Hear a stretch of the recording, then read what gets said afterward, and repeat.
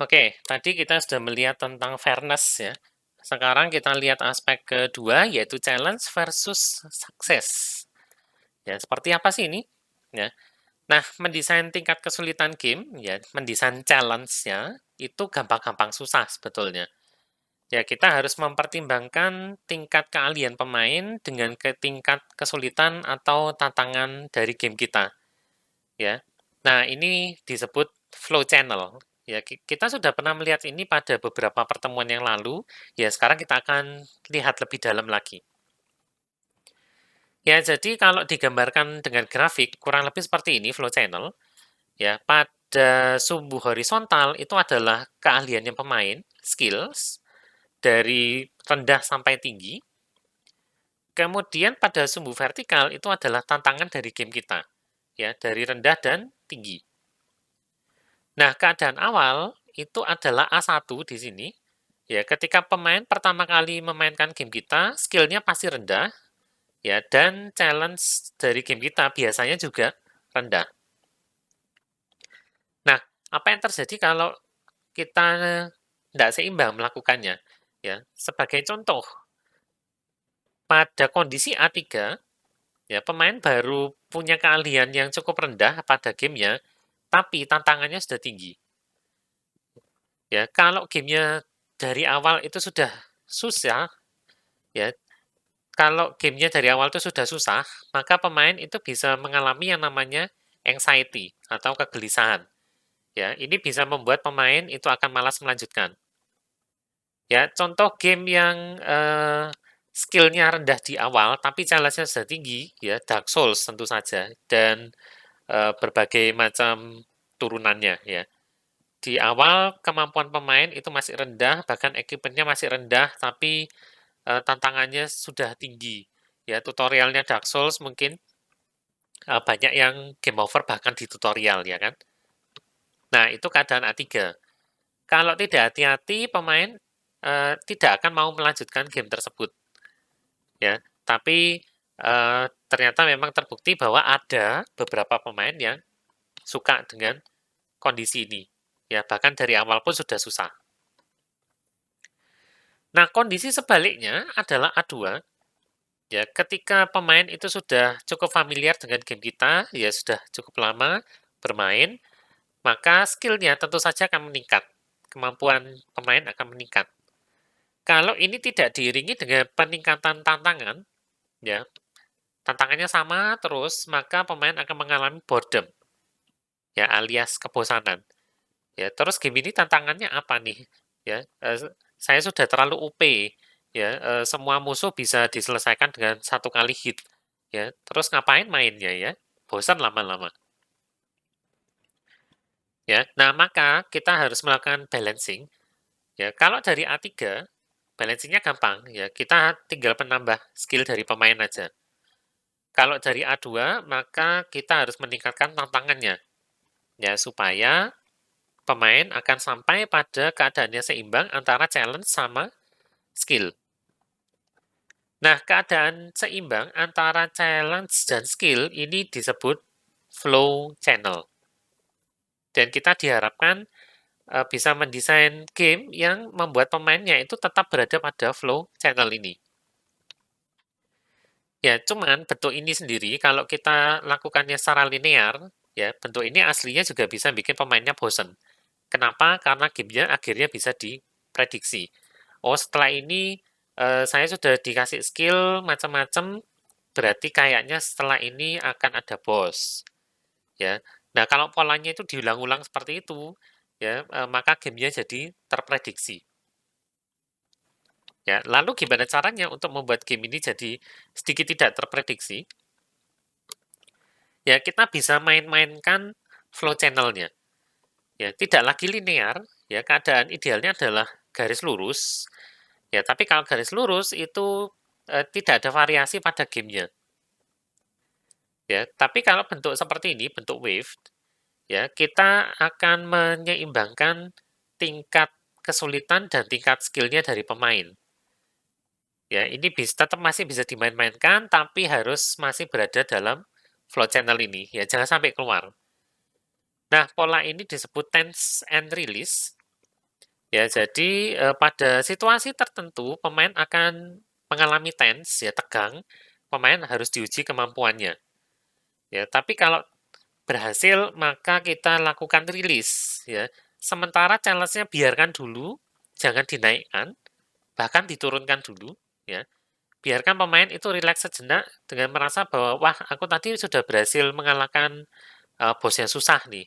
Ya, berarti setelah ini memang dia akan bisa expect bahwa musuh-musuh yang akan dihadapi itu akan menjadi lebih sulit, ya. Tapi untuk sementara biarkan pemain itu merasa OP dulu, ya. Jadi misalkan kalaupun dia harus kembali ke tempat semula, ya, maka bisa dirasakan bahwa musuh-musuh pada tempat awal tersebut akan menjadi lebih mudah, ya, karena kemampuan musuhnya tidak ikut dinaikkan. Ya, sementara, kemampuan pemainnya sudah tinggi, jadi sekali tebas, mati sudah. Ya, biarkan dia merasa berkuasa dulu, ya. Tapi seiring dengan permainannya berjalan, kenalkan musuh baru yang, mungkin akan membuat pemain ini merasa, apa ya istilahnya, off guard ya, nggak menduga, ya. Dirasa bahwa musuh baru ini bisa dia kalahkan, tapi ternyata sebaliknya, ya pemainnya justru malah kalah dengan musuh yang baru. Nah, di keadaan tersebut, maka pemain akan mengalami tense lagi. Waduh, challenge-nya ternyata naik nih. Ya, aku harus menaikkan juga skillku. Nah, pola tense and release ini yang akan membuat dinamika permainan kita. Ya, permainan kita jadi jauh lebih menarik dibandingkan kalau flow channel-nya itu tetap lurus. Ya, ini salah satu cara untuk menyeimbangkan antara challenge dan skill. Nah, teknik yang bisa kita gunakan ya, ada beberapa di sini. Ya, naikkan tingkat kesulitannya seiring tiap kesuksesan. Kemudian biarkan pemain melalui bagian mudah dengan cepat. Ciptakan lapisan tantangan. Biarkan pemain memilih tingkat kesulitan. Uji coba dengan berbagai macam pemain dan beri sedikit keuntungan pada pemain yang mulai mengalami kekalahan. Ya, ini caranya gimana? Kita lihat satu persatu ya. Naikkan tingkat kesulitan seiring dengan kesuksesan ya, maka ini adalah difficulty yang lebih sulit. Ini teknik paling sering dipakai, ya tiap level akan pasti lebih sulit dari level sebelumnya. Ya, tapi ingat flow channel yang tadi sudah kita bahas, kalau bisa pakailah yang waved. Ya, tapi kalau memang tidak dimungkinkan, ya sementara dibikin linear dulu, tapi nanti ada pada level tertentu itu kita permainkan flow channel-nya ya supaya menimbulkan dinamika baru.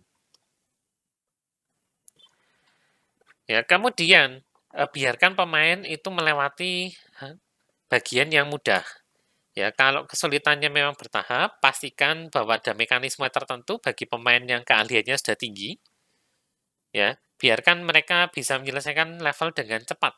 Ya, supaya mereka bisa dengan cepat juga menemukan tantangan yang sesuai dengan keahliannya mereka. Ya, sementara itu untuk pemain pemula, biarkan aja dia tertantang dengan level-level awal, karena dia masih mempelajari game tersebut. Ya, kalau ini tidak kita lakukan, maka pemain veteran itu bisa cepat bosan dengan game kita. Ya, tantangannya apa nih?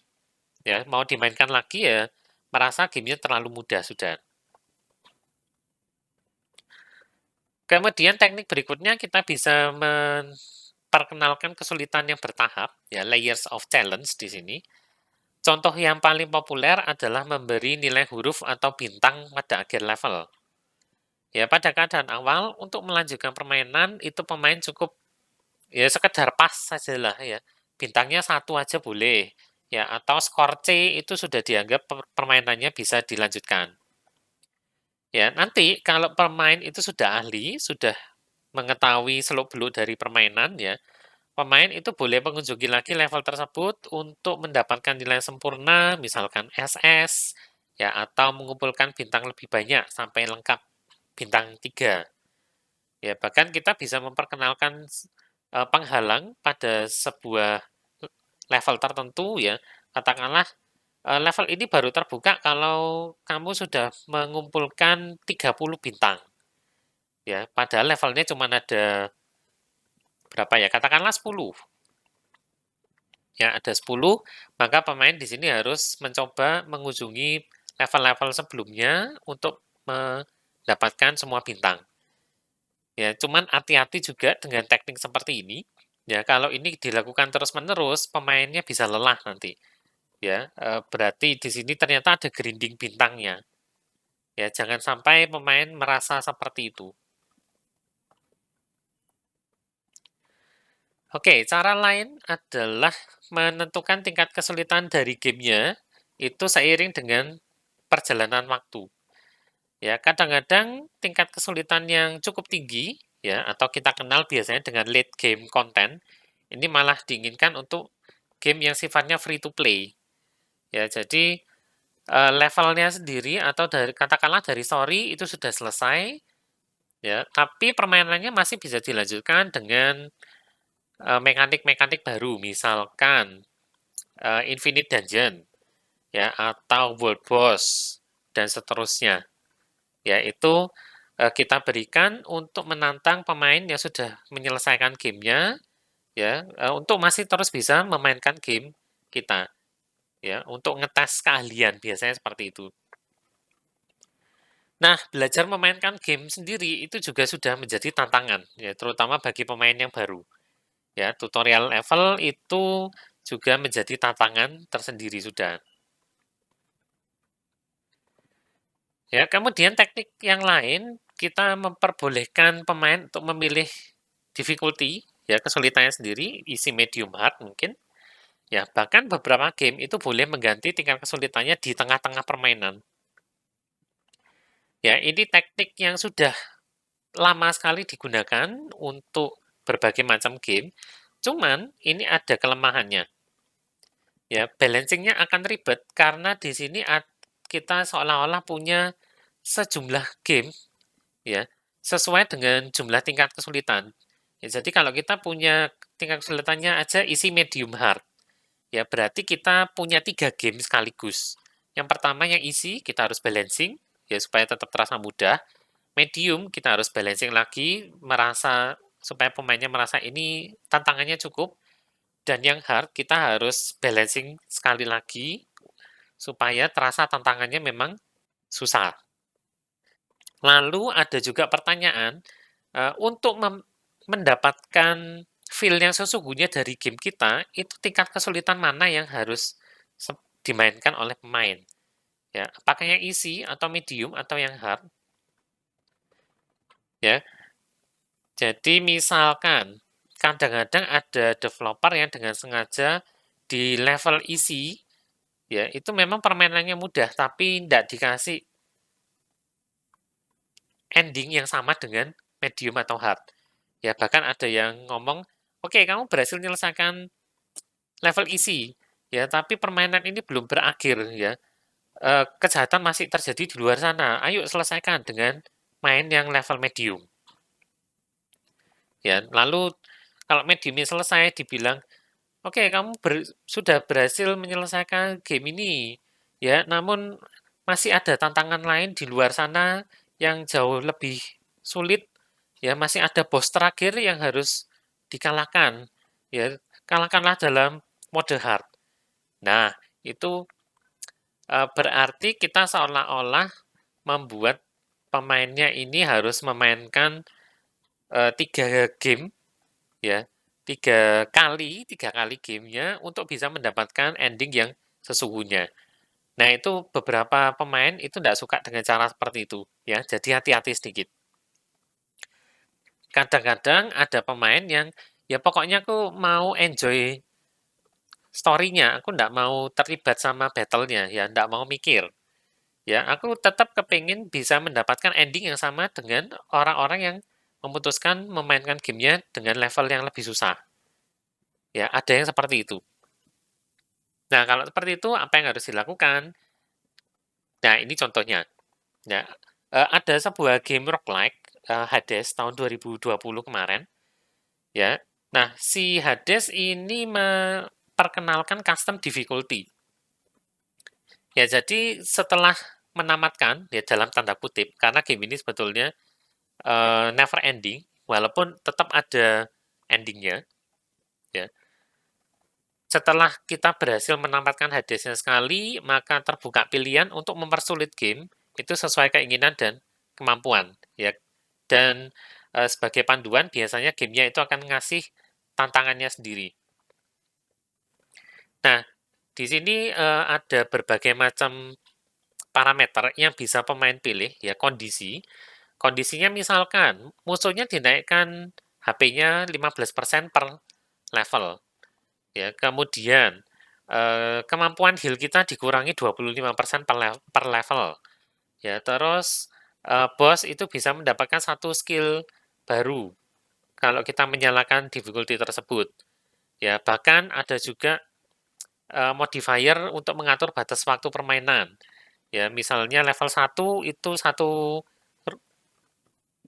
area 9 menit, level 2 7 menit, level 3 5 menit misalkan. Nah, untuk memotivasi pemain untuk mengutak-atik berbagai macam modifier ini, ya, maka si Hades itu akan memberikan hadiah tertentu kalau pemain itu menaikkan tingkat kesulitan. Ya, jadi misalkan di sini ada terms and condition-nya, ya. Kayaknya sengaja ya, ini terms and condition, ya. Kita harus memenuhi kondisi tertentu supaya bisa dapatkan yang ada di sini. Ya, dia minta, oke, tingkat kesulitannya harus level 1. Dah terserah kamu pilih yang mana dari kondisi ini. Ya, kemudian kalau ini terselesaikan, maka ya dengan asumsi gamenya juga terselesaikan ya, maka pemain bisa dapatkan reward di sini. Dan ini akan berulang terus. Ya, semakin lama yang tingkat kesulitan yang harus diselesaikan oleh pemain akan selalu naik. Nah, ini contoh balancing yang dilakukan oleh Hades ya. Mereka memperkenalkan difficulty yang custom, terserah pemainnya sudah. Ya, mau disulitkan sebagaimana tingginya. Nah, tapi ada juga beberapa orang yang tidak terbiasa dengan roguelike ya. Lalu Hades ini sebetulnya ada ceritanya. Ya, si developernya itu menginginkan bahwa game Hades ini tetap bisa dimainkan oleh orang-orang yang tidak familiar atau tidak suka dengan temanya roguelike, ya. Cuman story-nya harus tetap bisa mereka nikmati. Nah, maka di Hades itu ada modifier lain yang namanya God Mode. Ya, dari namanya sendiri ini kelihatannya main curang. Ya, God Mode di tempat lain itu biasanya kita seolah-olah menjadi dewa banget. Ya, OP banget, tidak bisa terkalahkan. Ya, tapi mode ini sebetulnya tidak seperti itu. Ya, kalau dinyalakan pertama kali itu cuma nambahkan damage resistance 20% ya. Artinya damage yang masuk ke pemain itu dikurangi 20%. Ya, lalu tiap kali dia mati, ya dalam tanda kutip game over, ya tidak ada game over sebetulnya kalau game roguelike. Ya, kalau pemain mati itu dinaikkan 2%. Sampai maksimal 80% doang. Ya, jadi di sini tidak sampai 100%. Nah, kalau 100% berarti tidak ada damage-nya sama sekali yang masuk ke pemain kan, tidak ada tantangannya. Ya, makanya dibatasin sampai 80%. Dan ini bisa dimatikan setiap saat. Ya, developernya Supergiant sengaja memasukkan mode ini ya supaya gamenya itu bisa dimainkan oleh banyak orang. Ya, karena alasannya itu tadi, tidak semua suka roguelike.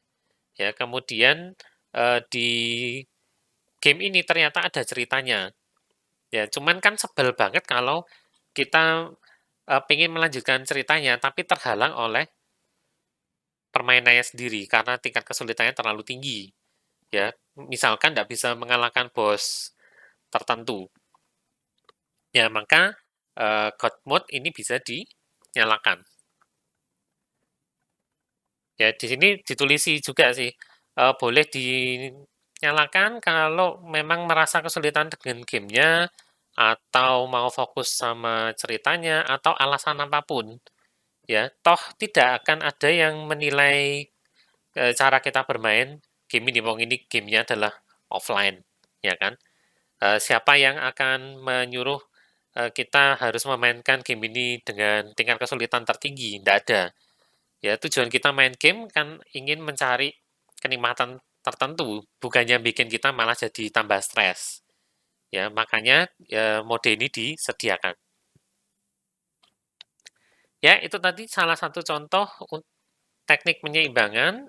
Ya, kita seimbangkan antara challenge dengan sukses dari sebuah gameplay kita ya.